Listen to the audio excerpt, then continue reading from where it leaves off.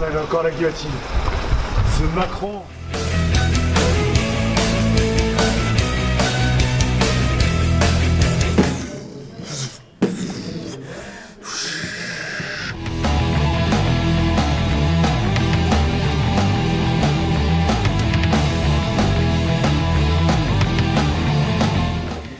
Bonjour, Roman Dupuis, votre maître de stage. Veuillez vous présenter. Je suis Maximilien Dumoulin. J'ai fait des études d'histoire et une thèse sur l'influence de la révolte des sardinaires de Douarnenez sur le communisme en Bretagne. Mais vu qu'à cause de ces infâmes capitalistes, il n'y a plus de poste à la fac, je me suis retrouvé à passer le concours de rédacteur territorial. Rendez-vous demain à 8h au 20 rue des Noyers.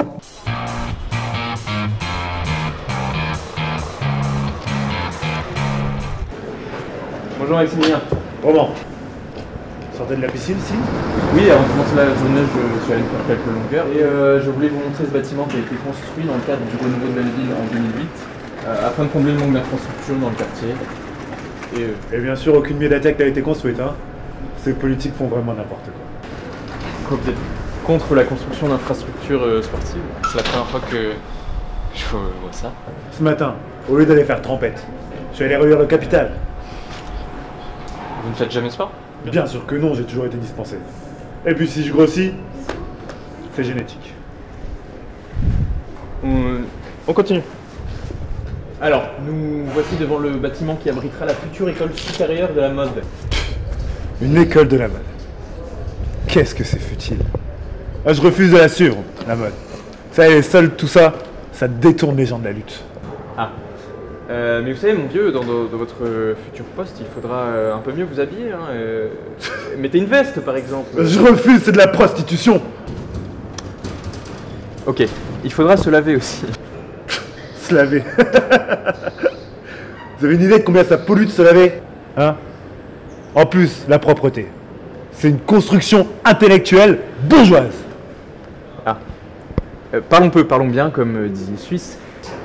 La particularité de ce bâtiment, c'est qu'il respecte les normes HQE, autrement dit haute qualité environnementale. Avez-vous des questions? Non, c'est limpide. Alors rendez-vous demain pour la visite d'un chantier de rénovation d'un théâtre. Au revoir Maximilien. Au revoir.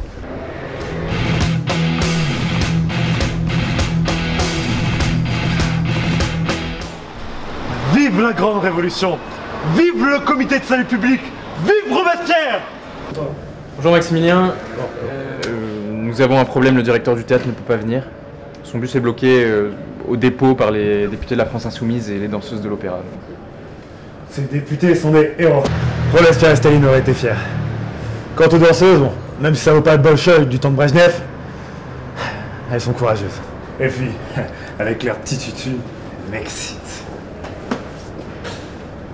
Ça vous regarde pas. C'est quoi la photo? C'est ma nièce.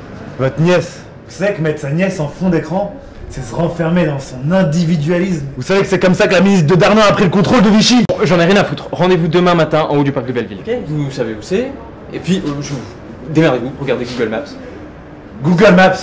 Google Maps, mais je boycotte Google Maps. Vous savez que ça vient de chez Trump. Il a failli avoir la peau de Kim Jong-un, dernier rempart contre la domination états-unienne.